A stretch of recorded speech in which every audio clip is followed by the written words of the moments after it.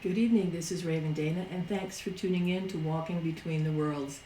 It is Monday, November 13th, and as we enter the true fall, heading towards the dark season of the year, I just thought I'd talk a little bit about that.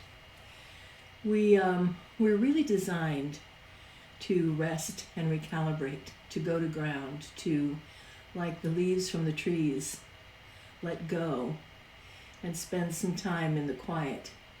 We tend, of course, culturally not to do that. We make this the busy season, holidays, extravagant cooking and shopping and visiting and partying, and then we wonder why we're exhausted, burnt out, tired. So I want to talk just a little bit about simple things that you can do, a little bit of psychic hygiene that you can use to help yourself move through the winter time with a little more energy and a little less exhaustion.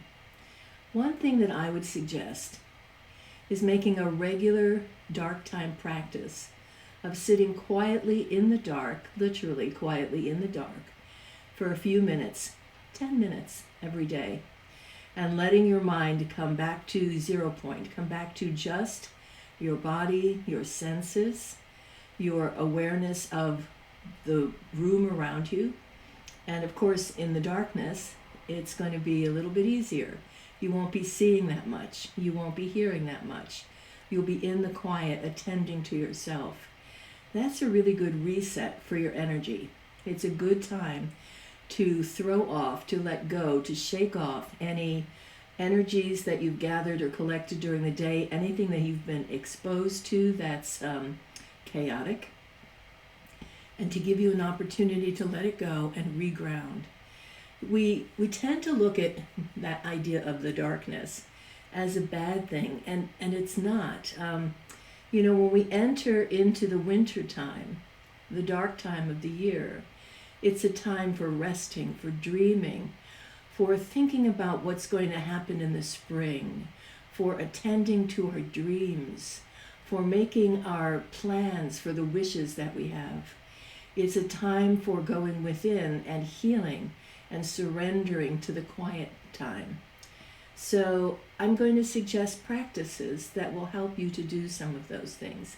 And that first one, just spending 10 minutes in the darkness, appreciating the darkness, the silence, the quiet, the solitude, the dim light, which allows you to attend to your senses differently. It's a good thing. It's a good way to shake off what you no longer need and to reach down very deliberately with your energy and breathe in that energy from the earth below you. Recharge by pulling some grounding energy up. Doesn't matter if you live in the 25th story of a building. You are energetically connected to the planet on which we live. So to reach down with intention, even if you do that by pressing your feet gently to the floor and imagining that you have tendrils like roots going down through the soles of your feet that find the ground, and breathing in that grounding energy. And also then, you can reach up. You can also add to that grounding. You have the energy from the earth spiraling up through your body and out the top of your head. And then you can also imagine having the energy from the sky above you in the daytime. If you have the sun, that's great. At nighttime in the darkness, think of the stars or the moon or the deep, dark space. And allow that soft energy, that potential energy, to spiral down into the top of your head and down and out through the soles of your feet. So basically, you're letting yourself reset, having twin energies, that of the earth rising up through you and that of the sky spiraling down through you.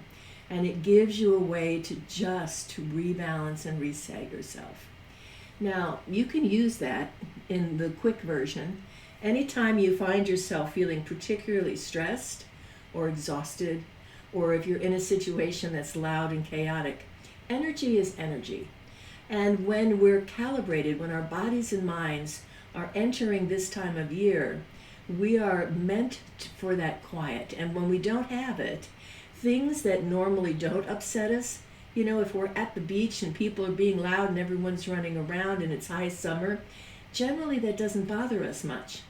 But in the wintertime, when our bodies are trying to reset, even being at a party for too long can throw us off, right? We can come home feeling exhausted and cranky, and some of it, of course, is because there's less sun, less light. So take your vitamin D. Don't skip that step. But vitamin D aside, use some of these psychic hygiene practices to get your energy levels to where you're feeling good and grounded again. Another thing that you can do is do a little reality check. Sometimes when we're feeling off or when we feel that there's quote unquote negative energy around, sometimes it's happening within us and we're saying, well, it's the people or it's this or it's the television or it's the... So here's the thing, to start with yourself, ask yourself the question, if you've been putting your attention more often than not on things that you find stressful. Because sometimes when we're in the midst of the winter season and we are feeling overwhelmed, and it's a big time for family, and for many people, family means stress. So if you are going places that you don't want to be and doing things that you don't really want to do, give yourself some time and space to A, make some new decisions. Maybe you can say no to a few invitations. And B, to create some new traditions for yourself that give you more space for ease and joy and less time for being stressed out and chaotic. So just start with yourself if you're feeling off and see if you're putting your attention on things that are not serving you. And if you are, then make some new decisions. Remember, energy is neutral. Energy is just energy. It can light up your house, or it can be a lightning strike that burns down your house. The question isn't the problem isn't the energy. It's what's happening with it. How is it being used? What are you doing with it? Are you cultivating energy unconsciously that has a negative, and by negative I mean chaotic or not useful blockages, feeling stuck, feeling depressed, feeling just off. And I know you know what I mean. So sometimes also, of course, we get literally sad, seasonal affective disorder. We get sad in the winter. So anytime you have an opportunity to catch some sun, even if it's cold out, by all means do it. I love to go drive just before sunset and sit and let the sun shine on me. If I can't get out during the day, I will almost always make it out about a half an hour before sundown so that I can sit in the sunlight and just let it bathe me. Now, there is something to being able to physically see the sun. It's not only when you see the sun, but it's the angle of the light that's important. So if you get one of those at-home sunlights that are meant to help you keep you from being sad or help that, it's not just that you have a light, it's that it's above you the way the sun in the sky would be. Because you are cued, your brain and your eyes are cued to seeing the light come from above you, right? It's fascinating, but it's true. So when you are outside and the light is bright, even though you're not getting the benefit of the vitamin D portion of the sun, that's okay.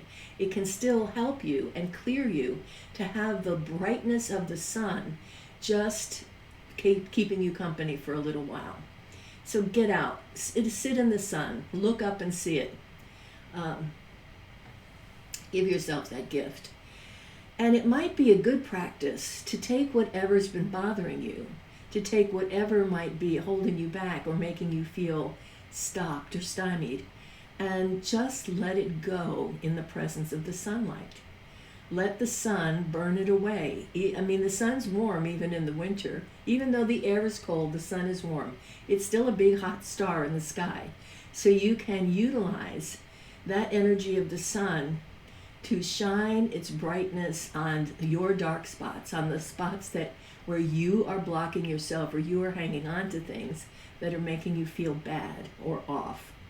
And it's especially true, I think, when we're sick, sometimes in the winter time or in even the fall, right? This flu season. Well, part of that is because we are fighting our nature. Part of that, our immune system drops because not only do we have less light, but our activities are changing and not changing in a way that's supporting what our bodies are asking us to do. So another thing that you can do for yourself is ritually sweep your space. Get your broom. Doesn't have to be a special witchy broom, but if you've got one, by all means use it. But get your broom and ritually sweep your space. Your house, your bedroom, your office, whatever you feel needs clearing out.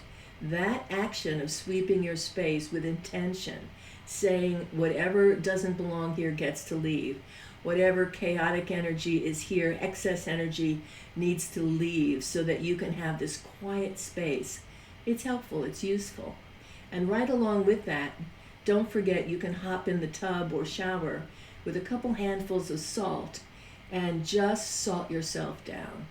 Let yourself do a cleanse in the very same way with that intention of clearing off of you any excess. Maybe you've been with people who are very upset, or maybe you just talk to family members who are in the midst of a drama and you're thinking about it and it's not your drama and you can't fix it. Okay, go hop in the shower with a couple handfuls of salt and clear that off you. Get it out of your fields.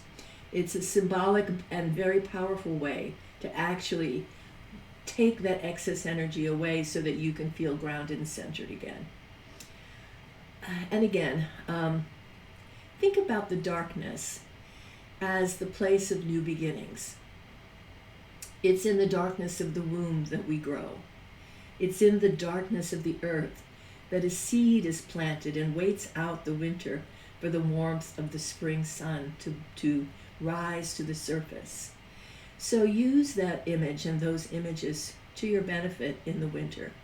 As we enter this season of darkness, use that darkness consciously and deliberately as a place to plant, to strengthen, to rest, to grow.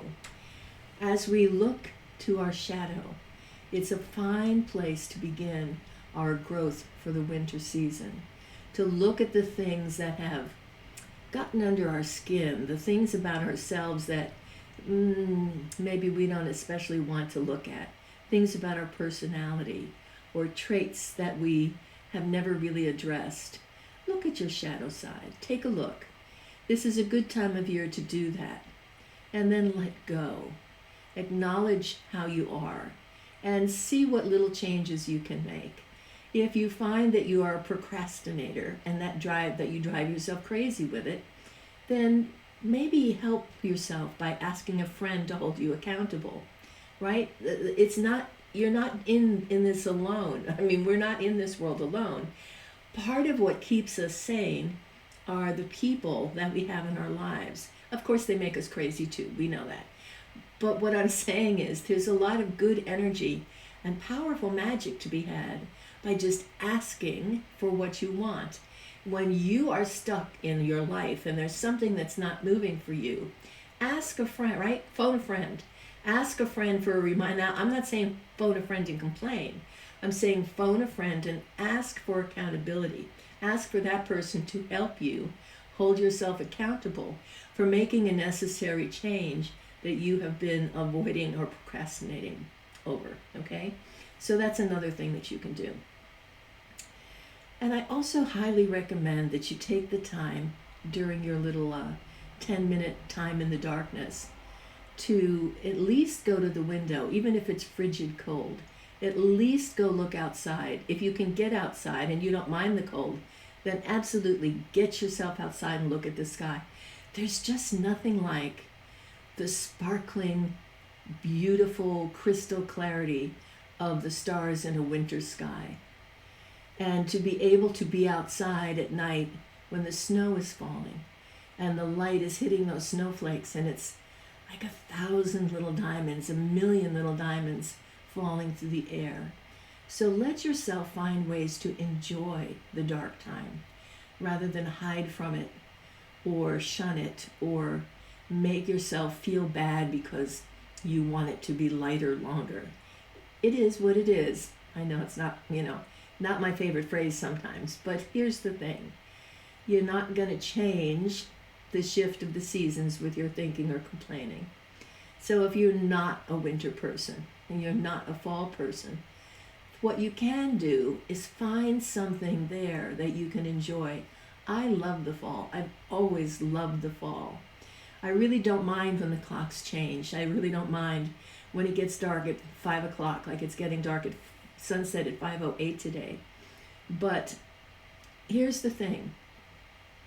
If you're running around and you're doing too much and you're out in and out of the cold and you're not getting enough sun and you're not getting enough rest, yes, it will not only take a chunk out of your immune system, it will also infiltrate your body in a different way entirely. It will take away your joy. So in this season where we're anticipating the return of the light, when we're waiting for solstice and the rebirth of the sun, give yourself the opportunity to find those little places, those moments of joy, the light in the shadow. And not only that, but to also enjoy the rest of the shadow itself.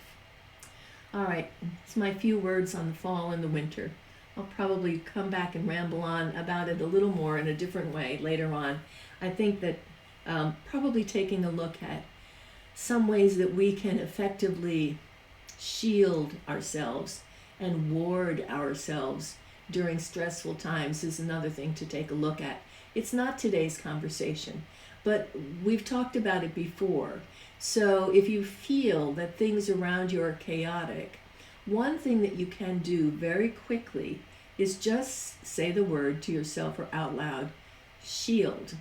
And to do it often enough that you have already in place a vision for what that looks like, what that means, to find yourself, see yourself instantly encapsulated by a round that covers, obviously you're in the middle of it, a round field of energy that is impenetrable.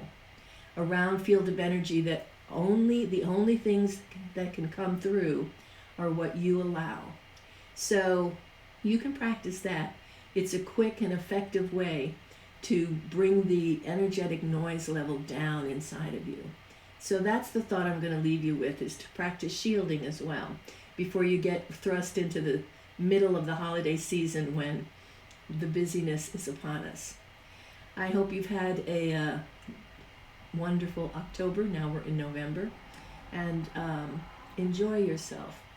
Find those moments of joy. Find the sparkling things in the darkness of the night. And I'll see you next time. Bye now. Thanks for tuning in to Walking Between the Worlds.